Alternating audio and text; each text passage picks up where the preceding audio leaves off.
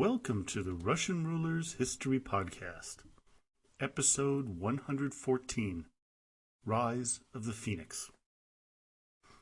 As we near the end of the rulers phase of the podcast, I'm going to be reverting to a weekly version so I can kind of finish things up quicker. I'd like to get Putin done on April 30th of this year, which would be the third anniversary of the start of the Russian Rulers Podcast. But don't fear, the podcast is not going to be ending, but kind of changing to a new format, away from the rulers, and to the events and people that make Russian history truly fascinating. But now, on to this podcast. Last time, we followed Boris Yeltsin as he rose from his position as First Secretary of the Sverdlovsk Oblast to First Secretary of Moscow, and then the fall from power, which was no doubt due to his brash style and open criticism of the Soviet system and its leadership. After his dress down by Gorbachev and the fellow members of the Politburo, Yeltsin was committed to a sanitarium in Barvika, west of Moscow. His stay was, as he put it, a time where he got to look inwardly, deep into his inner purpose in life. Quote, "It is hard to describe the state I was in. I was analyzing every step I had ever taken, every word I had spoken, my principles, my views of the past, present, and future. Day and night, day and night. I summoned up the images of hundreds of people, friends, comrades, neighbors, and workmates. I reviewed my relationships with my wife, children, and grandchildren. I reviewed my beliefs. All that was left where my heart had been was a burnt-out cinder. Everything around me and within me was incinerated. Yes, it was a time of fierce struggle with myself. I knew that if I lost that fight, everything I had worked for in my life would be lost. It was like the torments of hell. I later heard gossip that I had contemplated suicide. Although the position in which I found myself might drive someone to that simple way out, it was not in my character to give up. There were now grumblings on the streets of Moscow as people were talking and speculated about what happened to Yeltsin. Well, if Stalin had been in charge, a single bullet to the head of Boris and threats of similar actions to anyone questioning the event would have been likely. Under the next four leaders, a trip to a gulag or a forced retirement would have been the likely outcome. But under Gorbachev, these choices were not available because of perestroika and glasnost. As Colton puts it in his biography of Yeltsin, quote, "The great Cossack mutineers of the 17th and 18th centuries, Stenka Razin and Yemelyan Pugachev, paid for their impudence with their heads. The 20th century mutineer kept his. The executioner's axe and the gulag being unavailable, what was Gorbachev going to do with him?" On November 19th, 1987, Gorbachev kind of handed something to Yeltsin that he didn't need to. He was appointed to a post as a deputy chairman of a major construction committee. He had not, as he had feared, been sent to Outer Mongolia as an ambassador, as Khrushchev had done to Vyacheslav Molotov. But it was still a miserable demotion, as his fellow workers were ordered to spy on him, and he knew it. The KGB eavesdropped on his conversations as well. He felt that all he was now allowed to do was, as he put it, shuffle paper. In the February plenum, the Central Committee confirmed his demotion from the Politburo. As Lev Sukhanov remembers, when Yeltsin got to work that day, quote, "When he got to work that morning, his face was vacant. It looked to me like the finale of a burial service staged by his Politburo colleagues. He suffered from all of this, but somehow found strength within himself and worked the entire day." At this point, Boris had a plan in mind to put his neck out even further instead of giving up and cowering in the corner. At the 19th CPSU conference in late June and early July, he trooped to the foot of the dais and stood there staring at the presidium and brandishing his red card. Looking daggers, Gorbachev had a staffer tell him he would be recognized if he sat down and waited his turn. Yeltsin did so and was given the floor. His 15-minute speech put him squarely in the position as the loudest voice for reform in the Soviet world. He railed against the nomenklatura and their, quote, luxurious residences, dachas, and sanatoriums. He then demanded to be restored to his previous position, a bold request, as in the 1988 Soviet Union. It typically took a long time to rehabilitate a political enemy. As Yeltsin put it, quote, "Comrade delegates, rehabilitation after 50 years has become the norm, and this has a health effect on our society. But I am requesting my political rehabilitation while I am alive. I consider this a question of principle. You all know that my plenum of the Central Committee was found to be politically erroneous. But the questions I brought up at the plenum have been raised repeatedly in the press and by communists. Here, virtually all these questions have sounded in reports and speeches given from the Tribune. I consider the only error in my presentations to have been that I spoke at an inopportune time, right before the 70th anniversary of October 1917. We all have to master the rules of political discussion, to tolerate opponents, as Lenin did, and not to rush to hand labels on them or to brand them heretics." The speech Yeltsin gave disrupted the proceedings, as it was no longer a meeting to rubber-stamp Gorbachev's policies, but a meeting to deal with the can of worms Yeltsin had opened. Sides were taken and splits were opening. The Soviet Union was being torn apart from within. Speaker after speaker eviscerated Yeltsin, led by Ligachev, but in the end it backfired on all of them, as Boris became immensely popular by the people for standing up for them against the corrupt nomenklatura and all the corrupt apparatchiks. Yeltsin, for his part, felt beaten down, but over the coming weeks his spirits kept on rising. He received thousands of letters and telegraphs praising him. The people saw him as a beacon of hope. As he put it, the people, quote, "stretched out their hands to me, and I was able to lean on them and get back on my feet." He now began to have the courage to speak up again. Yeltsin courted reform-minded students and spoke to foreign correspondents whenever he could. Boris's plain talk and everyman approach was making him more and more popular by late 1988.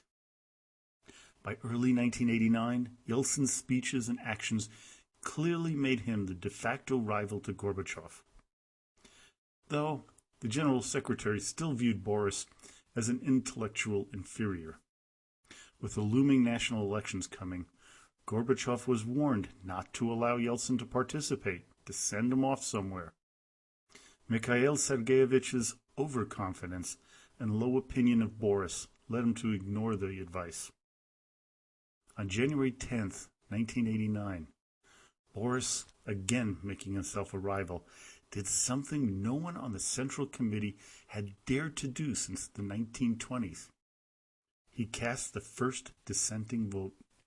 He abstained on the vote to elect Igor Ligachev to the new parliament.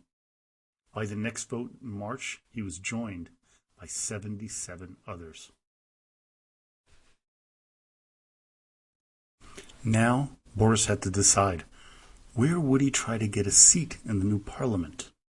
Would he try in Sverdlovsk, Berezhniki, or Boldly Grown and try District Number 1? He chose District Number 1, Moscow. His popularity by this time caused other anti-establishment candidates all over Russia to claim to be Yeltsin supporters.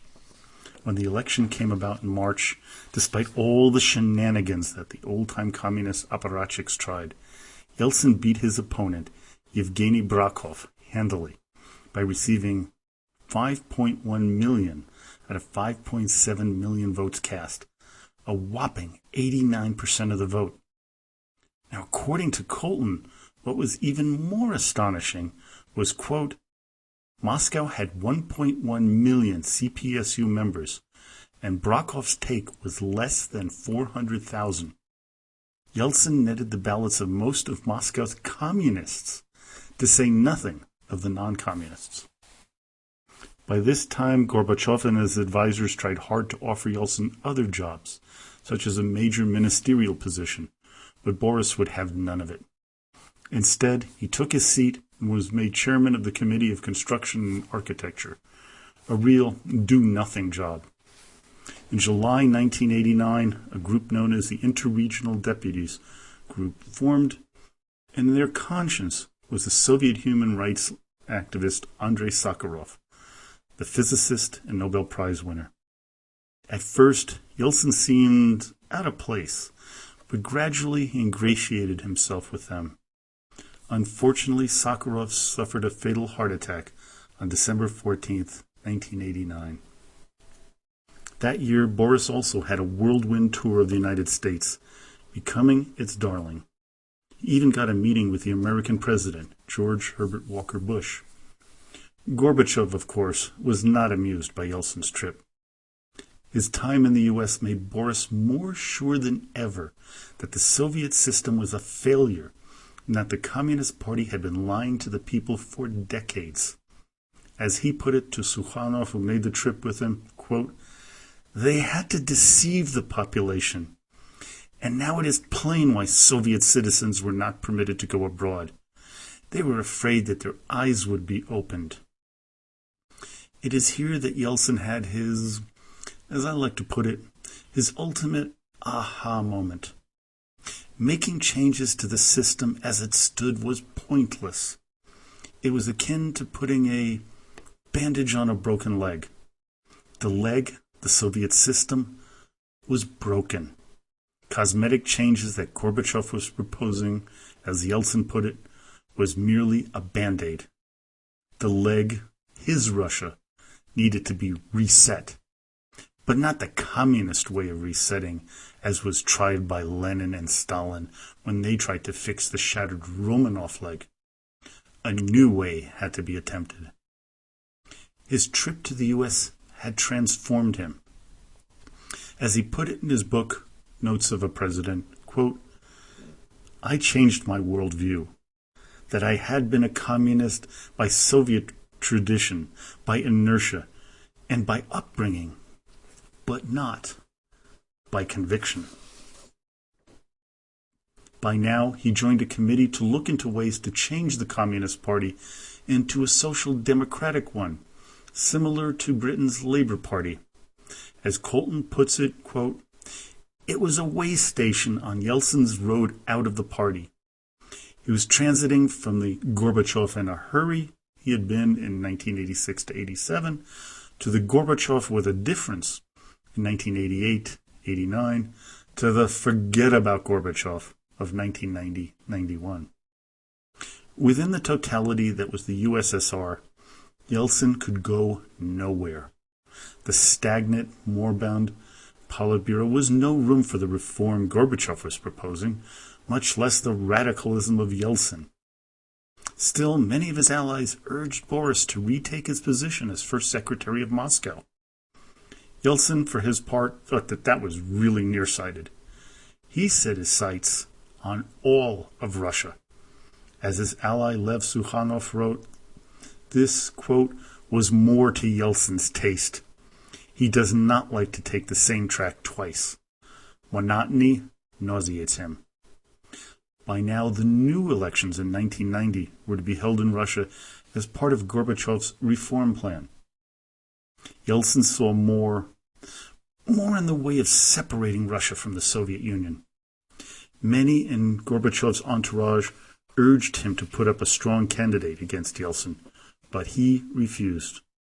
Running in his familiar oblast of Sverdlovsk, Boris received 84% of the vote on March 4, 1990. Gorbachev was in a state of panic. He began to make concessions to placate his opponents on the left. He repealed the law that allowed only the communists to be the sole party that could represent the people. At this point, it was suggested that Gorbachev immediately hold a general popular election and put himself up as candidate for the presidency of Russia. He refused, which, in hindsight, would prove to be a big mistake. Had he done so then, he would have won. But shortly thereafter, as his popularity plummeted, it would be too late. Yeltsin made it clear that his mission was to seek autonomy for Russia. Gorbachev scoffed at the idea, so he nominated Alexander Vlasov as his man to run for the head of the RSFSR. Ivan Poloskov also ran as part of the establishment, but after a close vote, Yeltsin came out on top, much to Gorbachev's chagrin. By now, Boris had moved into the Russian White House. His next move was inevitable, but not without major consequences. Thinking things out carefully with his aides, Boris Yeltsin in July 1991 at the 28th CPSU Congress asked that the communists transform themselves into a social democratic one. He implored them to give up their old ways. Quote, "Let those who think of any other variant look at the fate of the communist parties of the countries of Eastern Europe. They cut themselves off from the people, misunderstood their role, and found themselves left behind." When this proposal was unsuccessful, as Yeltsin knew it would, he decided to quit the Communist Party after being a member for 29 years. Quote, "Taking into account our transition to a multi-party society, I cannot carry out the decisions of the CPSU." He made a planned march down the aisle and out of the room in a dramatic style. Gorbachev's friend told him, quote, "You pulled teeth so as to keep the position of General Secretary of the party. Yeltsin spit in its face and went to do what it was up to you to do."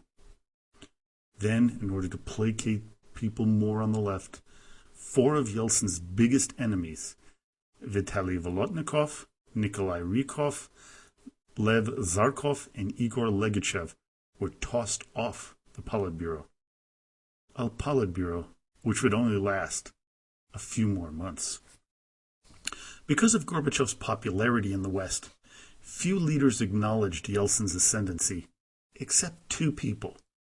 Great Britain's Margaret Thatcher, who passed away this last week, and ex-president of the United States, Richard Nixon. Nixon said of his trip to Russia, and the one surprise he met there is recorded by Colton. Quote, "He pointed a finger in the air.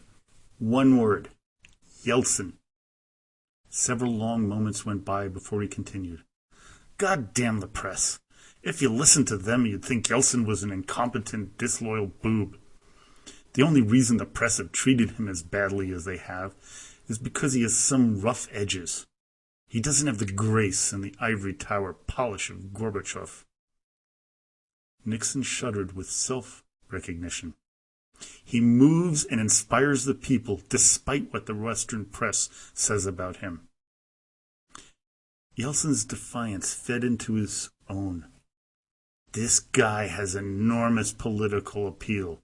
He has the potential to be a great revolutionary leader, charging up the people, his own silent majority, he said, making the parallel explicit. He is very direct. He looks you straight in the eye. He has core convictions that no longer involve communism. He is infinitely better for the United States than Gorbachev. But I don't think he wants Gorbachev's job. Well, do you mean that he doesn't want to lead the Soviet Union? But he may want to lead an independent Russia, I asked. Right, because he knows there's no future for the Soviet Union. None. If Russia has any future, Yeltsin is it.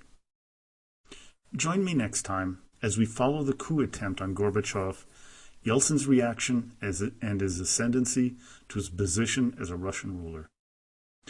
Well, I hope you enjoyed today's podcast. Please visit my blog site at www.russianrulershistory.com, where I'm counting down the best and the worst Russian rulers of all time. Also, come on over to Facebook and join our growing community of Russian history fans so you can ask a question, leave a comment, or make a suggestion. So now, as always, до свидания и спасибо большое.